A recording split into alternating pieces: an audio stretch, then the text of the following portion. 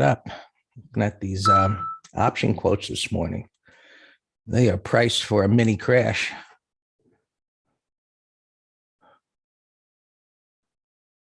Maybe that's an over exaggeration, but option quotes this morning. Let's mute that. Okay.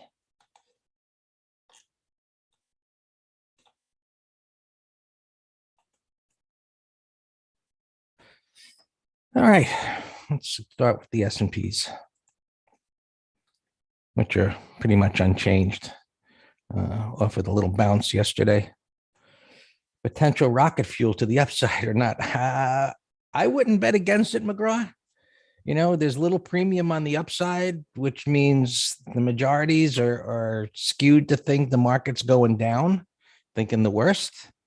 And there is no significant premium on the upside, so I wouldn't suggest going there. That's for sure. The downside, are they right? We always have to evaluate the probabilities based on the charts as to whether that far away is even a possibility. And nothing is impossible, but is it probable? Really, that's the question. So things are flat as flat could be, whipping back and forth. It's basically what we refer to sometimes as a frog in a blender pattern. Short-term whips back and forth like that, which just means stay the hell away.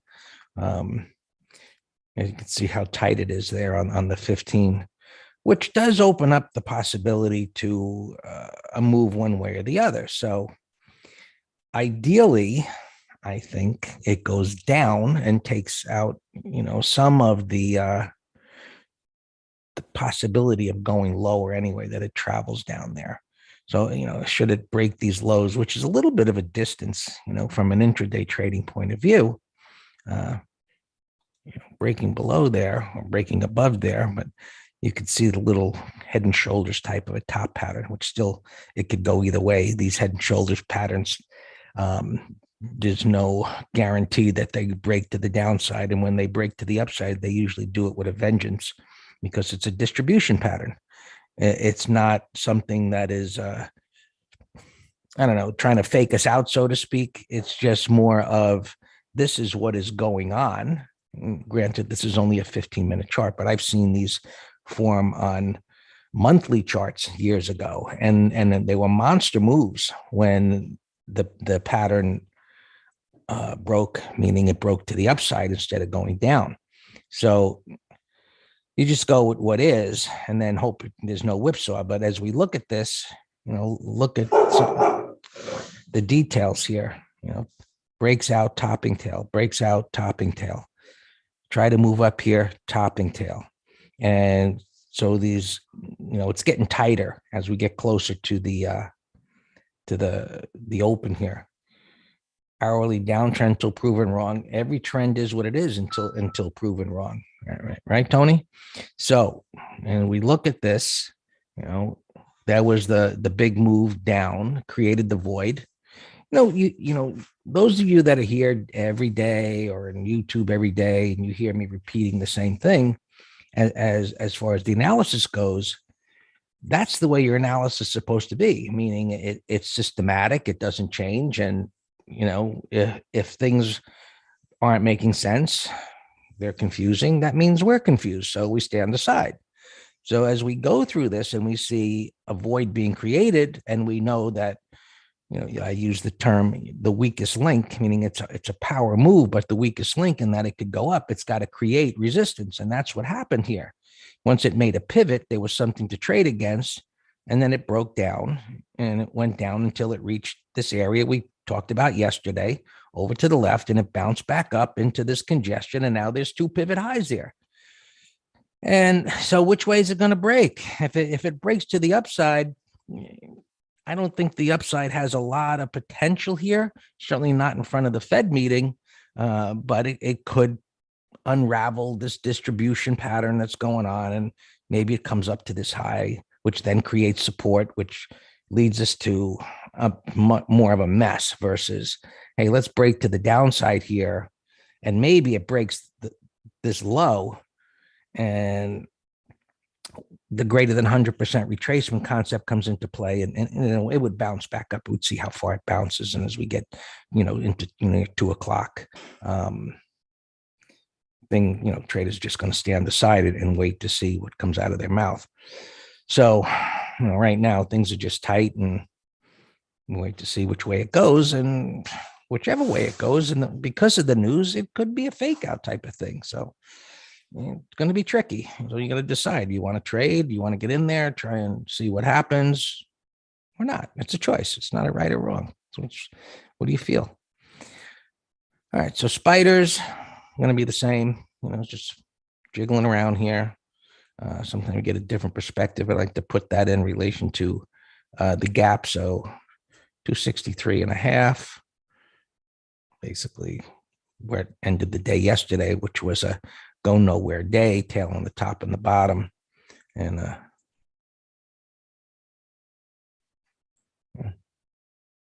Tom's going to say, look to the left. Those of you that still got your fib lines and VWAPs and so on and so forth on there. So caught in a little range that's going on here. 2 o'clock, 2:15, Steve. And then he does his talk after that, which he's usually talking for a half hour or so, something like that. So as far as SPX, there isn't enough premium up here. But here you can come all, and if this morning starts its way to the downside first, that little base that we were just looking at, and the support is down here, 4,500. I mean, there's 4,525, which I think is a no-brainer in of itself, because if it goes down there at all of this support and this whole number, there's going to be buyers there. And so, you want to get far away. That is far away, because that is a monster move to go from here down to there. Now, we were looking at this yesterday, and just looking at, okay, here's their correction, and down here puts it at around 4.5%, and 4.5-5% has been about what we've seen lately. That's what this was. So again, figuring down here, price support, the 20 on the weekly is the 100 MA on the daily. That's in the same area. So we look for multiple concepts coming together in the same area that suggest a significant reference point. So a whole number, 100 MA, pivot low. So, down here, can it go down here? If it fell straight down there, it might go down below it. And I think it'd be, the type of thing, pushing a balloon under the water, it's going to pop right back up again. Now, if Mr. Powell comes out and says, you know what, not only were we wrong, we were so terribly wrong that we got to get ahead of this thing, and we're going to raise, half a basis point, I think the crap hits the fan. So no one thinks that's going to happen. I don't think that's going to happen. But if you should see that, you should short something or run for the hills, right? Gamma math says 45.50. Well, maybe so. 45.50. There's nothing to the left there, so I wouldn't hang my hat on that, McGraw. When we talk about these gamma levels and they line up with price support, I respect them more so because they're aligned with what I think. That number in of itself, and I look to the left, there's a little unfilled gap kind of thing there. So, and they're not exact numbers. The guys over there at the gamma store there, they come up with these numbers like that, and it's valuable information. But the things that they say, I suppose I've heard them point to, hey, we said this number, look what happened at that number. But I mean, I've seen plenty of times intraday, it just plows through it and then pops back up, and then maybe it gravitates around there for sure. But you just got to be careful of that type of analysis that leads you to think in absolute sense and because people like that. It's just human nature to want to know absolutes, to feel secure, and that's just not the markets. And that's why we look at things from the point of view that we do. It's like, okay, here's a whole number. There's some huge open interest at a certain level. There's price support. There's a moving average there. And the confluence of all of those things coming together really equals that you've got all of these types of analyses, which means you've got all of this type of analysis that all these different individuals look at the markets through different points of view that are looking at the same place on the chart. And that's what it's about. It's really not about the moving average and the whole number. And it's about institutions and traders with different beliefs that are lined up in the same place on the chart. So, and understanding charts from that point of a view for me was much more useful than thinking, oh, there's the 0.618 with a butterfly Gartley, happening with a full moon and all of that mumbo jumbo. All right, so premiums down here. Should this begin to break to the downside and that premium pops, go a little lower, it'll be a no-brainer. All right, other markets, what are they doing? Not much. I'm just jiggling around here. Russell potentially setting up as the thought of retesting this thing and getting a turnaround day. So if by the end of the day, institutions are saying, you know what, he did what we thought they would do. He's not going to do anything now until maybe February or whatever. We got a clear shot at doing whatever, right? So things have gone down. Let's step in and buy. And something that has come down like this, that's in an area of support, that could have a wide range or bottoming tail bar, that should be good. Breadth is coming down to an extreme level again. We can't count on this until the end of the day, but if markets go down, and this is something, we have to look at the end of the day, we see it's down below 100. So it doesn't mean it has to go down here. This is still in the bottom bands here. So this is all good, right? This lined up is all good for, if we get a whip to the downside, the possibility of getting a reversal where, we get some kind of rally in the last couple of weeks of the year. So, and always, we look at what we think may happen, and we see what actually does happen. By the end of the day, for intraday traders, by the end of the next half hour or whatever it might be, right? So YM coming down to the converging 20 and 50. You see the same topping pattern. It's already kind of starting to roll, and maybe it comes down here. So you can see my crosshairs where that's lined up. And this has been showing some relative strength, but has rolled over at this point. I gather no MT live today. No, there's MT live today. We're doing basically a review of the year and winners and losers. So it's always good. There's the link. You can sign up. It's just the continuous contract. Silver didn't make the turn on that breakdown bar failure, but I'm not counting it out that it's maybe not some kind of, let's say, more complex type of breakdown failure pattern. It is in an area of this bottoming tail bar. We'll see if it gets turned around. And gold, not doing anything here. Sideways. Oil, not doing much of anything here. Everybody's waiting. Bitcoin futures, not doing anything here. Euro, not doing anything here. Nobody's doing anything but just sitting at their computer screen saying, what the hell's going to happen? Transports had a whip day. I don't know if that's real. Maybe it is. It looks that way on the hourly when it went up and it came back down again. That's going nowhere. Mid caps, getting closer to support. It all had the breakout failure. VIX, kind of a bottoming pattern to make a turn up, but a deep retracement, which this type of pattern typically doesn't go right back up again. But we talked about this yesterday.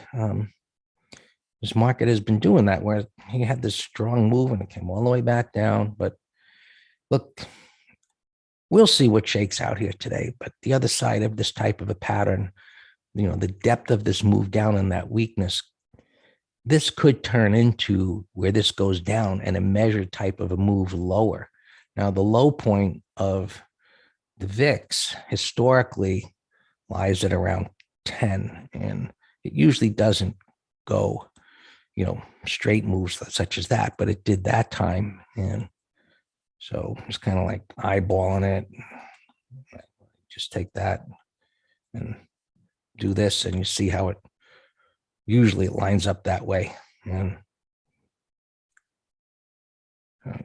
you have to go way back, I guess. You'll see, but back here down, 10 has been like those lows, and just when it gets down there, doesn't mean it's got to pop right back up again. But historically, you go back in a very long period of time, and that's the area of the low point down there, 9, 10 or so.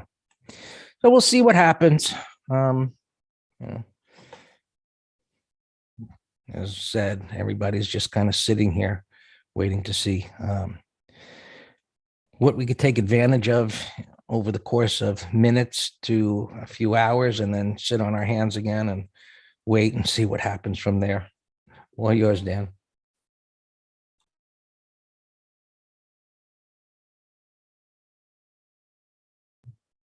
Good morning. Yep, I totally agree. I think it's going to be dead here. And then, historically, 2 p.m., you get the 2:33. Just historically, you get these 3 crazy whips. And then, as people in the green room know, typically, for whatever reason, the real move happens after 10:30 the following day. I don't know why, but it's just something I've noticed over decades. So our opens are fine. Nothing happening here. So yeah, I think it's just a scalping environment. And so I was telling myself, I'm not giving any new longs. And then I came across this thing. So look at this thing gapping up here, 1150. If it can take out last week's high, that's a continuation with a big old void. And it shouldn't trigger unless it's strong. Let's look at, there's not many earnings today, but a couple other gappers. Pfizer was strong yesterday. We talked about this being kind of a sloppy bull flag, and now it's gapping up, pulling in pre-market to minor support for a day trade. A day trade, that looks great. Let's put it in this window here, 5-10 minute high. Lilly had some good news with, I guess, a contract renewing with the government, but the gap's too big. Gapping almost $11 to resistance. I don't know what to do with that. I just saw a little bit ago these 2 stocks tanking pre-market. Look at Roblex, right down here at the 50. There's absolutely no reversal, and that's a power 15-minute chart down. But it's kind of a Wall Street love. We'll keep an eye on it. Roku yesterday, I was actually watching as a reversal, potential higher low, and now it's gotten whacked here pre-market, gapping down. So that's damaged. It's we'll see what it does on this prior low. Yes, it was gapping up here deep into what's today, Wednesday, into Monday's bar. Kind of a retest W pattern, but it really has to get over that red bar's high. Recent IPO gapping up here, sloppy. Whiskey Bravo. Wow. You know, I think it was Detective asking us, hey, do you all ever core short things? Of course we do. Why would we not? If it's the same setup, we got a compelling setup with price void, multiple time frame agreement, you better believe it. So this on the weekly was a beautiful 1, 2, 3 breakdown. Breakdown on the monthly. So something's going on with that stock. That looks ugly. Let's see, the US is restricting. Oh, Whiskey Bravo was part of the, yeah, that's the Chinese thing. So I saw a headline, the US is restricting 7 or 8 more Chinese stocks from trading here. So Baidu's down. Oh, for any of you who watch the news, I flip back and forth until 9:50, till I start talking, and then I put music on. But I flipped CNBC and Fox Business, and there were a couple of wonderful, heated discussions going on. Andrew and Joe were going at it, as they always do, but it was a little more heated today over Corona and so forth. Senator Cruz came out trashing the Biden administration for their handling, mandating this. Did you all see the little Twitter fight of Pocahontas Warren going after Musk? I just saw some of the Twitters, and they were actually I'm 1000% on Musk's side. Warren says, oh, it would be nice if the man of the year would pay taxes. And he's wanting to say, you dumb SOB.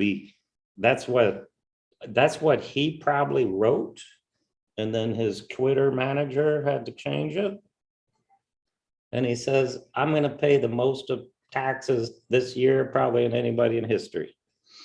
And it was a funny exchange. You all should Google it.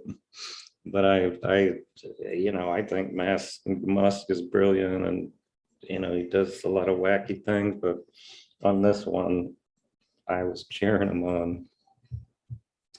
All right, Lilly, we looked at. Saidu, I saw gapping down here recent, yesterday IPO.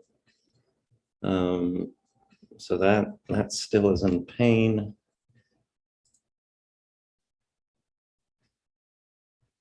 All right, BIAC were short, and I just had a low alarm kick in.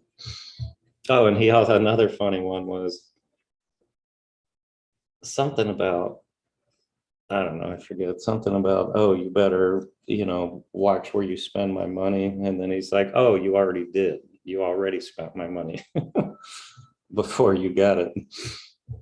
All right, VIAC, we're short from this beautiful textbook sell set. Well, not as much textbook if we were ranking it, just because I would prefer, more resistance at the turn. But nasty downtrend, relative weakness. So we've been in this for a while, just in trail mode. Medtronic, here you go. This is sell setup.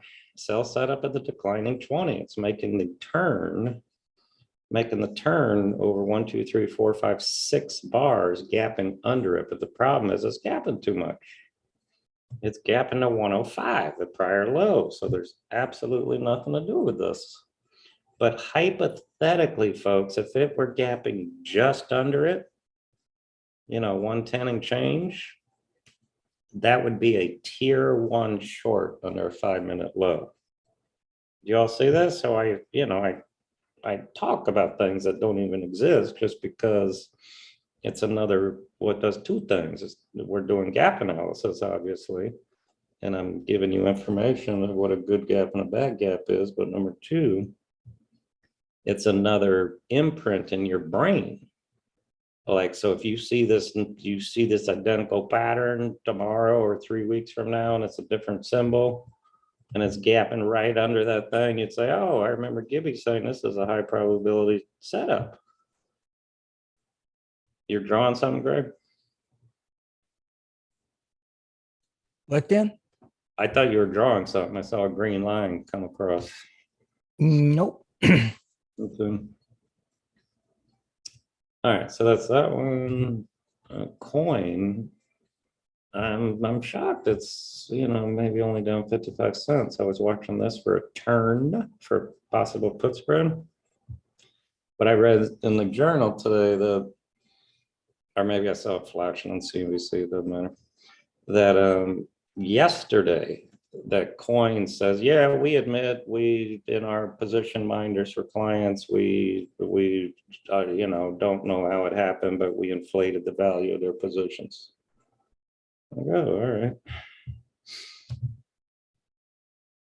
All right, this is a nasty downtrend.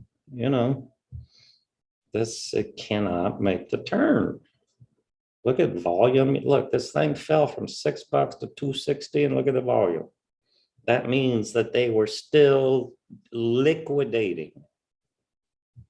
Now it's 209. It's gapping down 20%.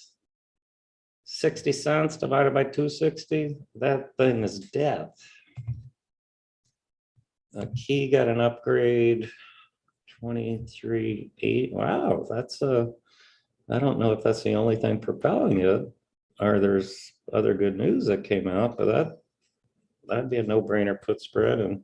But you just got to be careful, obviously, FOMC on trading anything, but in particular, commodities and interest rate sensitive stocks like banks, I'd be really careful. I think the edge, if I had to say, would be bullish for banks. Because why? Because the trend is to raise rates, and the higher rates are good for banks. And they had a good day yesterday, so yeah, we'll keep an eye on that. All right, UPS got an upgrade also. It's 9:30. My charts are moving. How come I don't see any prints here on the daily yet? But 206.50. Maybe we'll keep an eye on UPS. Let's see what the transports. Nope, transports range bound, right smack in the middle of this range. Lauer, I think, had earnings. Maybe 30-minute high. DT, remember this was a little iced tea infused marijuana stock. Greg, look at your Tilray. Can you believe that dog? I told you, I think that thing's going to $5. Just a nice even number. You can either buy a cheeseburger or one share of Tilray. It's your choice. Yeah, we're in Tyson, Thomas, from yesterday, so not sure what your comment is. KMB is on my long list as a 1, 2, 3. Let me go ahead and set an alarm. So Greg, sometimes how we talk about 1, 2, 3 is buying them on the dip. Now, although that's greater than a third retracement, this might be an example of you're buying the dip in the WRB. Well, yesterday actually was Yes. So if you bought that 15-minute high right as a day trade, you might be in what may take out the top of the red bar. Right, could turn right. So you start as a day trade, stop under, either day's low or give it a little more under this bottoming tail pivot, and then see what happens during the day. But again, FOMC, this and that. All right, our VIA, the Boeing was weak yesterday. It's weak again, I see. Like Jets, yeah, I think this is a function of, Omicron again.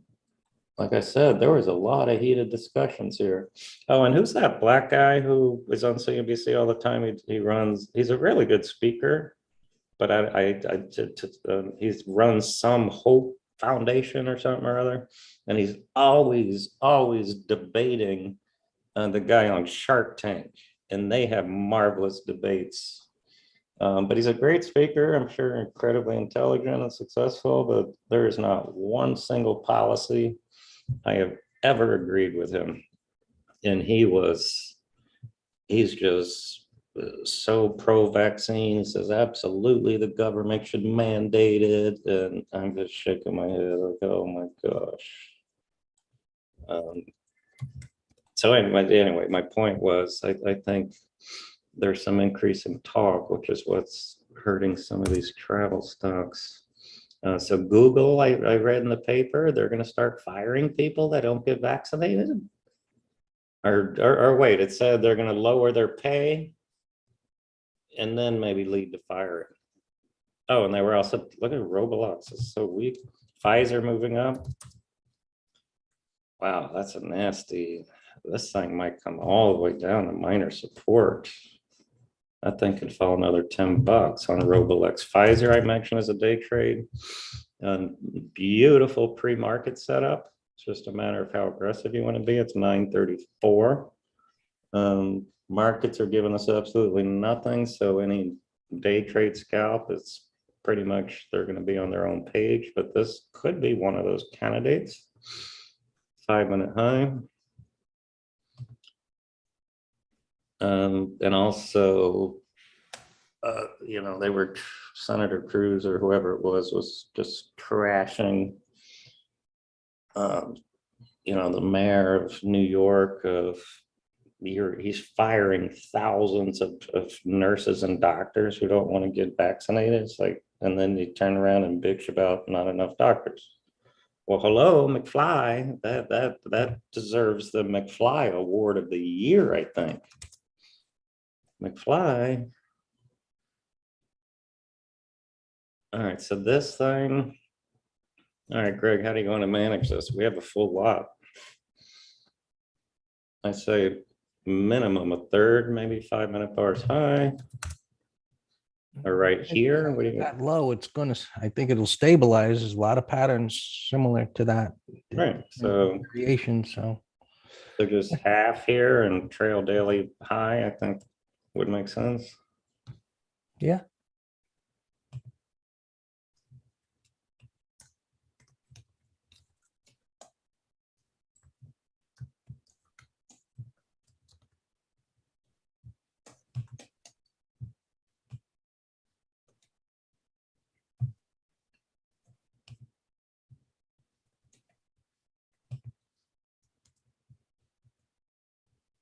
It feels so good when you're in stocks that are just easy management. They don't cause you heartburn or